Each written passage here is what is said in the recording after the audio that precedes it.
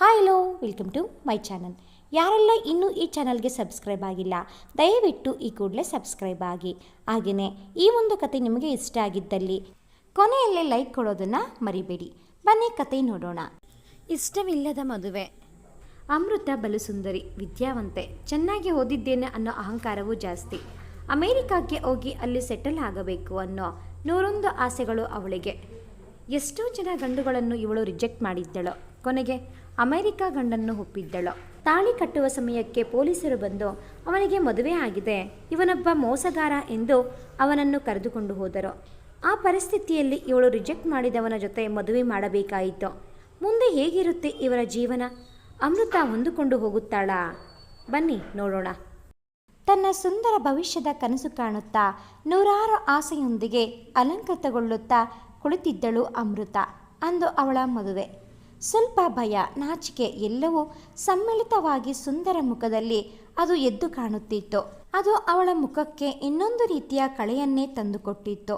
ಇನ್ನೇನು ಕೆಲವೇ ಕ್ಷಣದಲ್ಲಿ ತನ್ನ ಹಾಗೂ ಮುರಳಿಯ ಮದುವೆ ನಡೆಯುತ್ತದೆ. ಆಮೇಲೆ ತಾನು ಅಮೃತ ಮುರಳಿ ಮುಂದಿನ ತಿಂಗಳು ಅವನ ಜೊತೆ ಅಮೇರಿಕಾಕ್ಕೆ ಹೋಗುವುದು. ಅಲ್ಲಿ ತನ್ನ ವಿದ್ಯಾಭ್ಯಾಸಕ್ಕೆ ತಕ್ಕಂತಹ ಉದ್ಯೋಗ ದೊರಕುವುದು ಕಷ್ಟವಲ್ಲ. ತಾನು ಎಂಟೆಕ್ ಒಳ್ಳೆಯ ಅಂಕ ತೆಗೆದು ಉತ್ತೀರ್ಣ ಆಗಿದ್ದೇನೆ. ಸ್ವಲ್ಪ ವರ್ಷ ಮಕ್ಕಳು ಬೇಡ ಎಂದು ಹೇಳಬೇಕು. ಜೀವನವನ್ನು ಎಂಜಾಯ್ ಮಾಡಬೇಕು, ಪ್ರಪಂಚವನ್ನು ಸುತ್ತಬೇಕು. ಹೀಗೆ ಅವಳ ಆಲೋಚನಾ ಲಹರಿ ಮುಂದುವರೆದಿತ್ತು. ತನ್ನ ರೂಪಕ್ಕೆ ಮನಸೋತು ಎಷ್ಟೊಂದು ಜನ ಬಂದಿದ್ದರೋ, ಎಷ್ಟೊಂದು ಗಂಡುಗಳನ್ನು ಬೇಡ ಎಂದು ತಿರಸ್ಕರಿಸಿದ್ದೆ.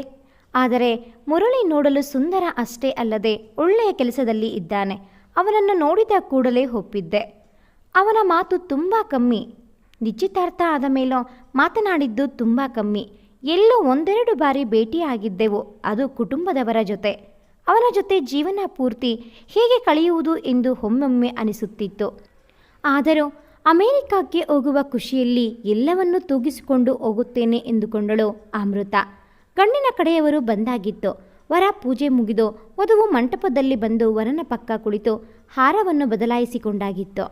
ಆಗಲೇ ಒಂದು ಯುವತಿ ಪೊಲೀಸರ ಜೊತೆ ಅಲ್ಲಿಗೆ ಕಾಲಿಟ್ಟಳು. ಅವನೇ ನೋಡಿ ಕದೀಮ, ನನಗೆ ಮೋಸ ಮಾಡಿ ಈಗ ಇನ್ನೊಂದು ಮದುವೆ ಆಗಲು ಹೊರಟವನು ಎಂದು ಮುರಳಿ ಕಡೆ ಕೈ ತೋರಿಸುತ್ತಾ ಹೇಳಿದಳು. ಮುರಳಿ ಗಾಬರಿಯಲ್ಲಿ, ಮೇರಿ ನೀನು ಇಲ್ಲಿ? ಯಾವಾಗ US ಇಂದ ಬಂದೆ? ಈಗ ಇಲ್ಲಿ ಗಲಾಟೆ ಮಾಡಬೇಡ, ನಿಧಾನಕ್ಕೆ ಎಲ್ಲ ಹೇಳುತ್ತೇನೆ ಎಂದು ಇನ್ನೂ ಏನೇನೋ ಹೇಳುತ್ತಿದ್ದ. ಆದರೆ ಅವಳು ಏನನ್ನೂ ಕೇಳಲು ತಯಾರಿರಲಿಲ್ಲ. ಕೂಡಲೇ ಗಂಡಿನ ಕಡೆಯವರು ಪೊಲೀಸನ್ನು ಹೊರಗೆ ಕರೆದುಕೊಂಡು ಹೋದರು. ಮದುಮಗನು ಅವರ ಹಿಂದೆ ನಡೆದನು. ಮದುವೆಗೆ ಬಂದವರಿಗೆಲ್ಲ ಏನಾಗುತ್ತಿದೆ ಎಂದು ತಿಳಿಯಲಿಲ್ಲ. ಎಲ್ಲಕ್ಕಿಂತ ಹೆಚ್ಚಾಗಿ ಅಮೃತ ಹಾಗೂ ಅವಳ ಪೋಷಕರಿಗೆ ಆಘಾತವಾಗಿತ್ತು. ಮುಂದೆ ಹೇಗೆ ಏನು ಎನ್ನುವುದೇ ತಿಳಿಯಲಿಲ್ಲ. ಹೊರಗೆ ಹೋದ ಪೊಲೀಸ್ನವರು ಒಳಗೆ ಬಂದು, ಈ ಹುಡುಗನಿಗೆ ಆಗಲೇ ಮದುವೆ ಆಗಿದೆ, ಆಕೆ ಅವನ ಹೆಂಡತಿ, ಈಗ ಇಬ್ಬರೂ ರಾಜಿಯಾಗಿದ್ದಾರೆ, ಅವರ ಮನೆಯವರು ಅವಳನ್ನು ಒಪ್ಪಿದ್ದಾರೆ, ನಿಮ್ಮ ಮಗಳ ಮದುವೆ ನಡೆಯುವುದಿಲ್ಲ, ಮದುವೆ ಆದ ಮೇಲೆ ಗೊತ್ತಾಗಲಿಲ್ಲ ಎಂದು ಸಮಾಧಾನ ಮಾಡಿಕೊಳ್ಳಿ ಎಂದು ಹೇಳಿ ಹೋದರು. ಅಮೃತ ಅಪ್ಪ ಅಮ್ಮ ತಲೆಯ ಮೇಲೆ ಕೈ ಹೊತ್ತು ಕುಳಿತರು. ಎಲ್ಲ ಕಡೆ ವಿಚಾರ ಮಾಡಿ ಮಗಳನ್ನು ಕೊಡಲು ತಯಾರಾಗಿದ್ದರು. ಆದರೆ ಹುಡುಗ ಹೀಗೆ ಎಂದು ಯಾರಿಗೂ ತಿಳಿಯಲಿಲ್ಲ. ಮುಂದೆ ಹೇಗೆ ಅಮೃತ ಬಾಳು?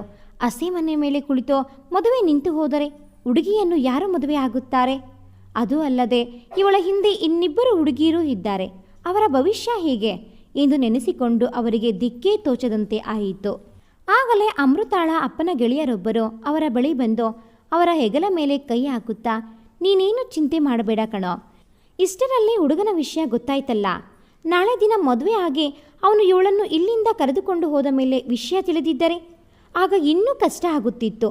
ಹಸೆ ಮನೆ ಮೇಲೆ ಕುಳಿತ ಹುಡುಗಿ ಅಲ್ಲಿಂದ ಹೇಳುವುದು ಬೇಡ, ನನ್ನ ಮಗ ಅವಳನ್ನು ಮದುವೆ ಆಗಲು ತಯಾರಾಗಿದ್ದಾನೆ, ನಾನು ಅವನನ್ನು ಒಪ್ಪಿಸಿದ್ದೇನೆ, ಈಗ ನೀವು ಒಪ್ಪಬೇಕು ಅಷ್ಟೇ ಎಂದರು. ಅಮೃತ ಅಪ್ಪನಿಗೆ ತನ್ನ ಗೆಳೆಯ 6 ತಿಂಗಳ ಕೆಳಗೆ ತಮ್ಮ ಮಗನ ಮದುವೆ ಪ್ರಪೋಸಲ್ ತೆಗೆದುಕೊಂಡು ಬಂದದ್ದು. ಇವರು ತನ್ನ ಮಗಳಷ್ಟು ಹುಡುಗ ಓದಿಲ್ಲ, ಸಾಧಾರಣ ರೂಪ, ಚಿಕ್ಕ ಕೆಲಸ ಎಂದುಕೊಂಡು ತನ್ನ ಮಗಳಿಗೆ ಈ ವಿಷಯ ತಿಳಿಸದೆ ಮಗಳು ಒಪ್ಪಲಿಲ್ಲ ಎಂದು ಏನೋ ಒಂದು ನೆಪ ಹೇಳಿ ಅವರನ್ನು ವಾಪಸ್ಸು ಕಳುಹಿಸಿದ್ದರು. ಈಗ ಇಷ್ಟೆಲ್ಲ ಆದರೂ ಮತ್ತೆ ಬಂದು ತನ್ನನ್ನು ಸಾಂತ್ವನಿಸಿದ್ದಲ್ಲದೆ ಅಮೃತಾಳ ಬಾಳು ಹಾಳಾಗಬಾರದು ಎಂದು ತಮ್ಮ ಮಗನನ್ನು ಕೊಟ್ಟು ಮದುವೆ ಮಾಡಲು ನೋಡುತ್ತಿದ್ದಾರೆ. ಎಂತಹ ಗೆಳೆಯ, ನನ್ನ ಕಷ್ಟ ಕಾಲದಲ್ಲಿ ನನ್ನ ಸಹಾಯಕ್ಕೆ ನಿಂತಿದ್ದಾನೆ ಎಂದು ಅಂದುಕೊಂಡರು. ಕೂಡಲೇ ತಮ್ಮ ಧರ್ಮಪತ್ನಿಗೆ ವಿಷಯ ತಿಳಿಸಿ ಹೇಗಾದರೂ ಅಮೃತಾಳನ್ನು ಒಪ್ಪಿಸಲು ಹೇಳಿದರು.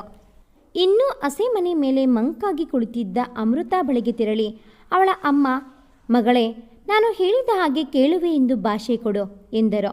ಅವಳು ಏನೊಂದು ಮಾತನಾಡಲಿಲ್ಲ. ಅವಳ ಕೈಯನ್ನು ತಮ್ಮ ತಲೆ ಮೇಲೆ ಇಟ್ಟುಕೊಂಡು, ಈಗ ನಾನು ಹೇಳಿದ ಹಾಗೆ ಕೇಳಲೇಬೇಕು, ನನ್ನ ಮೇಲೆ ಹಾಣೆ ಎಂದರು. ಅವಳು ಅಮ್ಮನನ್ನು ಏನು ಎಂಬಂತೆ ನೋಡುತ್ತಾ ಕುಳಿತಿದ್ದಳು. ಈಗ ರಾಜೇಶ್ನ ಕೈಯಲ್ಲಿ ತಾಳಿ ಕಟ್ಟಿಸಿಕೊಂಡು, ನಮ್ಮ ಮಾನವನ್ನು ಉಳಿಸಮ್ಮ, ಇಂದು ನೀನು ಮದುವೆ ಆಗದೆ ಇಲ್ಲಿಂದ ಎದ್ದರೆ ನಾಳೆ ದಿನ ನಿನ್ನ ಮದುವೆ ಆಗುವುದು ಕಷ್ಟ ಇದೆ. ನಿನ್ನ ಬೆನ್ನಿಗೆ ನಿನ್ನ ತಂಗಿಯರೂ ಇದ್ದಾರೆ. ದಯವಿಟ್ಟು ಇದೊಂದು ಮಾತನ್ನು ನಡೆಸಿಕೊಡು ಎಂದು ಬೇಡಿಕೊಂಡರು. ಅಮೃತ ಎತ್ತಿದ್ದ ತಲೆಯನ್ನು ತಗ್ಗಿಸಿ ಕುಳಿತಳು. ಕೂಡಲೇ ರಾಜೇಶ್ನನ್ನು ಕರೆದು ಪುರೋಹಿತರ ಹತ್ತಿರ ಮತ್ತೊಮ್ಮೆ ಮಂತ್ರವನ್ನು ಹೇಳಲು ಹೇಳಿ ಕನ್ಯಾದಾನ ಹಾಗೂ ಉಳಿದ ಶಾಸ್ತ್ರವನ್ನು ನೆರವೇರಿಸಿದರು. ಮಂಗಳವಾದ್ಯದೊಂದಿಗೆ ರಾಜೇಶ್ ಅಮೃತಾಳಿಗೆ 3 ಗಂಟನ್ನು ಹಾಕಿದ್ದ. ಆಗಲೇ ಸಭೆಯಲ್ಲಿ ಮದುವೆ ನಿಂತಿತ್ತು ಎಂದು ತುಂಬ ಜನ ಹಿಂತಿರುಗಿದರು. ಅಲ್ಲಿ ಉಳಿದ ಕೆಲವು ನೆಂಟರು ಮದುವೆಗೆ ಸಾಕ್ಷಿಯಾಗಿದ್ದರು. ಅಮೃತಾಳ ತಂದೆ ತಾಯಿಗೆ ತಮ್ಮ ಮಗಳ ಜವಾಬ್ದಾರಿ ಕಳೆಯಿತು ಎಂದು ನೆಮ್ಮದಿಯಾಗಿತ್ತು. ಆದರೆ ಅಮೃತ ಮನದಲ್ಲಿ ತುಂಬ ನೋವು ಪಡುತ್ತಿದ್ದಳು. ತಾನು ಕಂಡ ಕನಸೆಲ್ಲ ಹಾಳಾಯಿತು. ಎಂತಹ ದೊಡ್ಡ ಮೋಸವಾಗುತ್ತಿತ್ತು ಎಂದು ನೆನೆದು ಇನ್ನಷ್ಟು ಮನಸ್ಸು ಕುಗ್ಗಿ ಹೋಗಿತ್ತು. ಈಗ ಯಾರೋ ಜೊತೆ ತನ್ನ ಮದುವೆ. ಅಮೃತ ಮುರಳಿ ಆಗಬೇಕಿದ್ದ ತಾನು ಅಮೃತ ರಾಜೇಶ್ ಆಗಿಬಿಟ್ಟೆ. ಇವನು ಯಾವುದಕ್ಕೂ ತನಗೆ ಸಮವಿಲ್ಲ. ಇಷ್ಟವಿಲ್ಲದ ಮದುವೆ ತನ್ನ ಪೋಷಕರಿಗಾಗಿ ಆಗಿದ್ದು. ಅದು ತಾನು ಚಿಕ್ಕಂದಿನಿಂದ ಅವಹೇಳನ ಮಾಡುತ್ತಾ ಬಂದಿದ್ದ ರಾಜೇಶ್ನ ಜೊತೆ. ಮುಂದೆ ನನ್ನ ಜೀವನ ಹೇಗೋ ಎಂದು ಮತ್ತಷ್ಟು ಚಿಂತೆಗೆ ಒಳಗಾಗಿದ್ದಳು. ಮೌನವಾಗಿ ಎಲ್ಲವನ್ನೂ ನುಂಗಿಕೊಂಡು ಮದುವೆಯ ಕಾರ್ಯದಲ್ಲಿ ಭಾಗವಹಿಸಿದ್ದಳು. ಅದೇ ಊರಿನಲ್ಲಿ ಇದ್ದ ರಾಜೇಶ್ನ ಮನೆಯಲ್ಲಿ ದಿಢೀರನೆ ಆದ ಮದುವೆಗೆ ಹೆಚ್ಚಿನ ತಯಾರಿ ಇಲ್ಲದೆ ಮದುಮಕ್ಕಳನ್ನು ಮನೆ ತುಂಬಿಸಿಕೊಂಡರು. ಎಲ್ಲ ಶಾಸ್ತ್ರಗಳನ್ನು ಚಾಚೂ ತಪ್ಪದೆ ಮಾಡಿ ಮುಗಿಸಿದ್ದರು. ಆದರೆ ಅಮೃತಾಳಿಗೆ ಯಾವುದರಲ್ಲೂ ಮನಸ್ಸಿರಲಿಲ್ಲ. ತನ್ನ ಬಾಳು ಹೀಗಾಯಿತಲ್ಲ ಎಂಬ ಕೊರಗು ಮನದಲ್ಲಿ. ತಾನು ಚಿಕ್ಕಂದಿನಿಂದಲೂ ಅಂಗಿಸುತ್ತಾ ಬಂದಿದ್ದ ರಾಜೇಶ್ನ ಜೊತೆ ಸಪ್ತಪದಿ ತುಳಿದು ಅವನ ಹೆಂಡತಿಯಾಗಿಬಿಟ್ಟೆ ಎಂಬ ನೋವು ಎಲ್ಲಕ್ಕಿಂತ ಹೆಚ್ಚಾಗಿ ಚುಚ್ಚುತ್ತಾ ಇತ್ತು. ಎಲ್ಲ ಮುಗಿದು ಮದುಮಕ್ಕಳನ್ನು ಮೊದಲ ರಾತ್ರಿಯ ಕೋಣೆಗೆ ಕಳುಹಿಸಿದ್ದರು. ಯಾವುದೇ ಆಡಂಬರವಿರಲಿಲ್ಲ. ಕೋಣೆಯೊಳಗೆ ಕುಳಿತ ಅಮೃತಾಳ ಬಳಿ ಬಂದ ರಾಜೇಶ್ ಅವಳ ಪಕ್ಕ ಕುಳಿತ. ಅವಳಿಗೆ ಅವನ ಕಂಡರೆ ಮೊದಲಿನಿಂದಲೂ ಇಷ್ಟ ಇರಲಿಲ್ಲ. ಅಪ್ಪನ ಗೆಳೆಯರ ಮಗ, ಮುಂಚಿನಿಂದಲೂ ಪರಿಚಯ. ಅವನು ರೂಪದಲ್ಲಿ, ವಿದ್ಯೆಯಲ್ಲಿ ಯಾವುದರಲ್ಲೂ ತನಗೆ ಸಮನಲ್ಲ ಎಂಬ ಭಾವನೆ ಅವನನ್ನು ಯಾವಾಗಲೂ ತುಚ್ಛವಾಗಿ ನೋಡುವಂತೆ ಮಾಡಿತ್ತು. ಆದರೆ ಇಂದು ಅವನ ಜೊತೆ ನನ್ನ ಜೀವನವನ್ನು ಹಂಚಿಕೊಳ್ಳಬೇಕು ಎಂದು ನೆನೆಸಿಕೊಂಡು ಒಂದು ರೀತಿಯ ಭಾವನೆ ಮೂಡುತ್ತಿತ್ತು. ರಾಜೇಶ್ ನಿಧಾನವಾಗಿ ಅವಳ ಕೈ ಹಿಡಿದುಕೊಂಡು, ಅಮೃತ, ನಾನು ಯಾವುದರಲ್ಲೂ ನಿನಗೆ ಸರಿಸಮಾನಾಗಿಲ್ಲ ಎಂದು ನನಗೆ ಗೊತ್ತಿದೆ.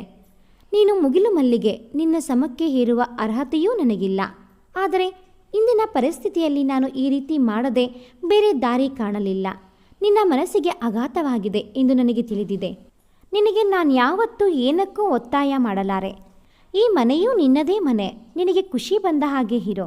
ಈಗ ನೆಮ್ಮದಿಯಿಂದ ಮಲಗು ಎಂದು ಹಾಗೆ ಅವಳನ್ನು ಮಂಚದ ಮೇಲೆ ಮಲಗಿಸಿ ಹೊದಿಸಿ ತಾನು ಇನ್ನೊಂದು ದಿಮ್ಮು ಹಾಗೂ ಹೊದಿಕೆ ತೆಗೆದುಕೊಂಡು ಅಲ್ಲೇ ಕೆಳಗೆ ಒಂದು ಚಾಪೆ ಹಾಸಿಕೊಂಡು ಮಲಗಿದ.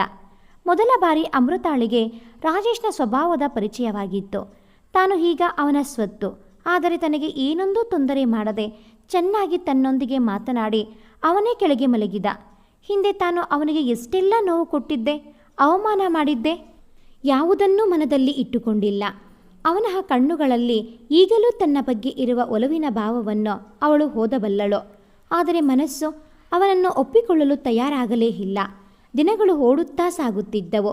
ಅಮೃತಾಳ ಜೀವನದಲ್ಲಿ ಯಾವುದೇ ಬದಲಾವಣೆ ಇಲ್ಲದೆ ನಡೆಯುತ್ತಿತ್ತು. ಮದುವೆಯಾಗಿಯೂ ಮಗ ಬ್ರಹ್ಮಚಾರಿ ತರಹ ಇರುವುದನ್ನು ರಾಜೇಶ್ನ ಪೋಷಕರ ಕೈನಲ್ಲಿ ನೋಡಲು ಆಗುತ್ತಿರಲಿಲ್ಲ. ತನ್ನ ಮಗ ಸೊಸೆ ಮಧ್ಯೆ ಮಾತುಕತೆಯೇ ಇಲ್ಲದನ್ನು ಸಹಿಸಲು ಆಗುತ್ತಿರಲಿಲ್ಲ. ಒಬ್ಬನೇ ಮಗ ರಾಜೇಶ್ನನ್ನು ಮುದ್ದಿನಿಂದ ಸಾಕಿದ್ದರು ಅವನ ತಂದೆ ತಾಯಿ. ಈಗ ಹೆಂಡತಿ ಇದ್ದು ಮಗನ ಕಷ್ಟ ನೋಡಲು ಆಗುತ್ತಿರಲಿಲ್ಲ. ತಮ್ಮ ಗೆಳೆಯನ ಮಾನ ಉಳಿಸಲು ಮಗನನ್ನು ಬಲಿ ಕೊಟ್ಟ ಹಾಗೆ ಆಯಿತೆ. ಒತ್ತಾಯದ ಮದುವೆಯಿಂದ ಇಬ್ಬರಿಗೂ ಸುಖವಿಲ್ಲದೆ ಹೋಯಿತೆ ಎಂದು ಅವರಿಗೆ ಅನಿಸುತ್ತಿತ್ತು. ಎಲ್ಲದಕ್ಕೂ ಸಮಯ ಬೇಕು. ಸಂಸಾರದಲ್ಲಿ ಹೊಂದಿಕೊಳ್ಳಲು ಅವರಿಗೂ ಸಮಯ ಬೇಕು. ನಾವು ಸ್ವಲ್ಪ ದಿನ ಎಲ್ಲಾದರೂ ಟ್ರಿಪ್ಗೆ ಹೋಗಿ ಬರೋಣ, ಆಗಲಾದರೂ ಇಬ್ಬರ ನಡುವೆ ಹೊಂದಾಣಿಕೆ ಮೂಡಬಹುದು ಎಂದು ತಮ್ಮ ಹೆಂಡತಿಯನ್ನು ಒಪ್ಪಿಸಿದರು ರಾಜೇಶ್ನ ತಂದೆ. ಹಾಗೆ ಅಮೃತ ಹಾಗೂ ರಾಜೇಶನಿಗೆ, ನಮಗೆ ಮನೆಯಲ್ಲೇ ಇದ್ದು ಬೇಜಾರಾಗಿದೆ, ಹಾಗಾಗಿ ಸ್ವಲ್ಪ ದಿನ ಬೇರೆ ಬೇರೆ ಸ್ಥಳಗಳನ್ನು ನೋಡಿಕೊಂಡು ಬರುತ್ತೇವೆ, ನೀವು ಆರಾಮಾಗಿ ಇರಿ ಎಂದು ಹೇಳಿದರು. ಹೊರಡುವ ಮುಂಚೆ ಮಗನನ್ನು ಕರೆದು ಆದಷ್ಟು ಅಮೃತಾಳನ್ನು ಅರಿತುಕೊಳ್ಳುವ ಪ್ರಯತ್ನ ಮಾಡು. ನಿನ್ನ ಮನದಲ್ಲಿರುವ ಪ್ರೀತಿಯನ್ನು ಹೊರಹಾಕು. ಅವಳನ್ನು ಚೆನ್ನಾಗಿ ನೋಡಿಕೋ ಎಂದರು. ಹಾಗೆ ಅಮೃತಾಳನ್ನು ಬಳಿ ಕರೆದು, ನೋಡಮ್ಮ ಅಮೃತ, ನಿನ್ನನ್ನು ನಾನು ಚಿಕ್ಕಂದಿನಿಂದ ಆಡಿಸಿದ್ದೇನೆ. ನೀನು ನನ್ನ ಸೊಸೆ ಎನ್ನುವುದಕ್ಕಿಂತ ಮಗಳು ಎಂದುಕೊಂಡಿದ್ದೇನೆ. ನಿನಗೆ ಇಷ್ಟ ಇಲ್ಲದೆ ಮದುವೆ ನಡೆದು ಹೋಗಿದೆ. ಆದರೆ ಈಗ ಸಿಕ್ಕಿರುವ ಜೀವನವನ್ನು ಸಂತೋಷದಿಂದ ಹೊಂದಿಕೊಂಡು ಅನುಭವಿಸು. ನನ್ನ ಮಗನನ್ನು ಚಿಕ್ಕಂದಿನಿಂದ ನೋಡಿದ್ದೀಯಾ. ಯಾವುದೇ ಕೆಟ್ಟಭ್ಯಾಸ ಇಲ್ಲ. ತುಂಬ ಮೃದು ಸ್ವಭಾವದವನು. ನಿನಗೆ ಅವನ ಮೇಲೆ ಯಾವ ವ್ಯಾಮೋಹ ಇಲ್ಲ ಎಂದು ನನಗೆ ಗೊತ್ತಿದೆ. ಆದರೆ ನೀವೀಗ ದಂಪತಿಗಳು. ಸಂಸಾರದಲ್ಲಿ ಒಬ್ಬರನ್ನೊಬ್ಬರು ಅರಿತುಕೊಂಡು ಸಂಸಾರವನ್ನು ತೂಗಿಸಿಕೊಂಡು ಹೋಗಬೇಕು. ಹಾಗೆ ಹೋಗಿದ್ದಕ್ಕೆ ಯೋಚಿಸುತ್ತಾ ಕುಳಿತರೆ ಇರುವ ಚಿನ್ನದಂತಹ ಜೀವನ ಹಾಳಾಗುತ್ತದೆ ಕಣಮ್ಮ. ಯೋಚನೆ ಮಾಡಮ್ಮ. ನೀನು ಹೆಚ್ಚಿಗೆ ಓದಿದ್ದೀಯಾ, ನಿನಗೆ ಇನ್ನೇನು ಹೇಳುವುದು ಎಂದು ಬುದ್ಧಿವಾದ ಹೇಳಿ ಅಲ್ಲಿಂದ ಹೊರಟರು. ಈಗ ಮನೆಯಲ್ಲಿ ಅಮೃತ ಹಾಗೂ ರಾಜೇಶ್ ಇಬ್ಬರೇ. ಮಾತುಕತೆ ಇಲ್ಲದೆ ಮನೆಯೆಲ್ಲ ಬಣಬಣ ಎನ್ನುತ್ತಿತ್ತು. ಒಂಟಿತನ ಎನಿಸತೊಡಗಿತು ಅಮೃತಾಗೆ. ಅತ್ತೆ ಮಾವ ಇದ್ದಾಗ ಏನಾದರೊಂದು ಮಾತನಾಡುತ್ತಾ ಇರುತ್ತಿದ್ದರು. ರಾಜೇಶ್ನ ಮೌನ ಅಸಹನೀಯ ಎಂದು ಅನಿಸುತ್ತಿತ್ತು. ಅವಳು ಮಾತನಾಡಿಸಿದರೆ ಮಾತ್ರ ತಾನು ಮಾತನಾಡುತ್ತಿದ್ದ. ಅವಳೇನಾದರೂ ಮಾಡಿ ಇಟ್ಟರೆ ತಾನೇ ಬಡಿಸಿಕೊಂಡು ತಿನ್ನುತ್ತಿದ್ದ. ಅಡುಗೆ ಆಗದೇ ಇದ್ದರೆ ತಾನೇ ತಯಾರಿಸಿ ಅವಳಿಗೂ ಇಟ್ಟು ಆಫೀಸ್ಗೆ ಹೋಗುತ್ತಿದ್ದ. ಒಂಟಿತನ ಹೆಚ್ಚಾದಾಗ ತಾನು ಕೆಲವು ದಿನ ಅಮ್ಮನ ಮನೆಗೆ ಹೋಗಿ ಬರುತ್ತೇನೆ ಎಂದು ಅಮೃತ ರಾಜೇಶನಿಗೆ ಹೇಳಿದಳು. ಅವನೇ ಅವಳನ್ನು ಕರೆದುಕೊಂಡು ಹೋಗಿ ಅದೇ ಊರಿನಲ್ಲಿ ಇದ್ದ ಅವಳ ಅಮ್ಮನ ಮನೆಗೆ ಬಿಟ್ಟು ಬಂದಿದ್ದ. ಅಮ್ಮನ ಮನೆಯಲ್ಲಿ 2 ದಿನ ಚೆನ್ನಾಗಿ ಕಳೆಯಿತು. ಸೂಕ್ಷ್ಮವಾಗಿ ಮಗಳನ್ನು ಗಮನಿಸಿದ ಅವಳ ತಾಯಿ ಇರುವ ವಿಚಾರವನ್ನು ಅವಳಿಂದ ಬಾಯಿ ಬಿಡಿಸಿದ್ದರು. ನಂತರ ಅವಳನ್ನು ಕೂರಿಸಿಕೊಂಡು ಬುದ್ಧಿವಾದ ಹೇಳಿದರು. ಮಗಳೇ, ನಿನಗೆ ಈ ಮದುವೆ ಅಸಮಾಧಾನ ತಂದಿದೆ ಎಂದು ತಿಳಿದಿದೆ. ಆದರೆ ಪರಿಸ್ಥಿತಿ ಹಾಗಿತ್ತು. ಆಗ ರಾಜೇಶ್ ದೊಡ್ಡ ಮನಸ್ಸು ಮಾಡಿ ನಿನ್ನನ್ನು ಮದುವೆ ಆದ. ಒಳ್ಳೆಯ ಹುಡುಗ ಅವನು. ಚಿಕ್ಕಂದಿನಿಂದ ನಮ್ಮ ಕಣ್ಣೆದುರೇ ಬೆಳೆದ ಹುಡುಗ. ನಿನ್ನಷ್ಟು ಓದಿಲ್ಲದೇ ಇರಬಹುದು, ನಿನ್ನ ಸೌಂದರ್ಯಕ್ಕೆ ಸಮ ಇಲ್ಲದೇ ಇರಬಹುದು. ಆದರೆ ಅವನ ಗುಣ ತುಂಬ ಒಳ್ಳೆಯದು. ಸಂಸಾರದಲ್ಲಿ ರೂಪ ಮುಖ್ಯ ಅಲ್ಲವೇ ಅಲ್ಲ. ಈ ರೂಪ ಈಗ ಇರುತ್ತೆ, ವಯಸ್ಸು ಕಳೆದಂತೆ ಹೋಗುತ್ತಾ ಬರುತ್ತೆ. ವಿದ್ಯೆಯೂ ಕೂಡ ಸಂಸಾರ ನಡೆಸಲು ಯಾವುದೇ ತೊಡಕಾಗುವುದಿಲ್ಲ. ಸಂಸಾರದಲ್ಲಿ ಬೇಕಾಗುವುದು ಹೊಂದಿಕೊಂಡು ಹೋಗುವ ಗುಣ. ಒಬ್ಬರನ್ನೊಬ್ಬರು ಅರಿತುಕೊಂಡು ಜೀವನ ಸಾಗಿಸಬೇಕು. ನಿನ್ನ ಕೈನಲ್ಲಿ ಇರುವ ಚಿನ್ನದಂತಹ ನಿನ್ನ ಜೀವನವನ್ನು ನೀನೇ ಚೆನ್ನಾಗಿ ಕಾಪಾಡಿಕೊಳ್ಳಬೇಕು. ಅದನ್ನು ನೀನೇ ನಿನ್ನ ಕೈಯಾರೆ ಹಾಳು ಮಾಡಿಕೊಳ್ಳಬೇಡ ಎಂದರು. ಏನೋ ಯೋಚಿಸುತ್ತಾ ಇದ್ದ ಅಮೃತಾಳಿಗೆ ಅವಳ ತಾಯಿ ಮತ್ತೆ ಹೇಳಿದರು. ನೋಡು ಅಮೃತ, ನನ್ನ ಜೀವನದ ನಿನಗೆ ತಿಳಿಯದ ಒಂದು ಸತ್ಯ ಹೇಳುತ್ತೇನೆ ಕೇಳು. ನಾನು ನಿಮ್ಮ ಅಪ್ಪನನ್ನು ಮದುವೆ ಆಗುವ ಮುಂಚೆ ಯಾರನ್ನೋ ಪ್ರೀತಿಸಿದ್ದೆ. ಆಗ ಮದುವೆಗೆ ಮನೆಯವರ ಒಪ್ಪಿಗೆ ಸಿಗಲೇ ಇಲ್ಲ. ಅವನು ನಮ್ಮ ವರ್ಗಕ್ಕೆ ಸೇರಿದವನು ಅಲ್ಲ ಎಂದು. ಅಂದಿನ ಕಾಲಕ್ಕೆ ದೊಡ್ಡ ಗಲಾಟೆ ಆಗಿತ್ತು. ಮನೆಯವರೆಲ್ಲ ಒತ್ತಾಯ ಮಾಡಿ ನಿನ್ನ ಅಪ್ಪನ ಜೊತೆ ನನ್ನ ಮದುವೆ ಮಾಡಿದರು. ಮದುವೆ ಆದ ಮೇಲೂ ನನಗೆ ಹೊಂದಿಕೊಳ್ಳಲು ತುಂಬ ಸಮಯ ಹಿಡಿದಿತ್ತು. ಅವರು ನನ್ನಷ್ಟು ಓದಿರಲಿಲ್ಲ, ಸಾಧಾರಣ ರೂಪ. ಆದರೆ ಅವರ ಗುಣದ ಮುಂದೆ ಉಳಿದೆಲ್ಲವೂ ನಗಣ್ಯ ಎಂದು ಅನಿಸಿತು ನನಗೆ. ನಿನ್ನ ಅಪ್ಪ ನನ್ನ ಎಲ್ಲ ವಿಚಾರ ತಿಳಿದು ತಾಳ್ಮೆ ಸಂಯಮದಿಂದ ನನ್ನ ಮನಸ್ಸನ್ನು ಗೆದ್ದರು. ಈಗ ಅವರನ್ನು ಪಡೆದ ನಾನೇ ಪುಣ್ಯವಂತೆ ಎಂದು ಅನಿಸುತ್ತದೆ. ರಾಜೇಶ್ ಒಳ್ಳೆಯ ಹುಡುಗ. ಅವನನ್ನು ಅರಿತುಕೋ.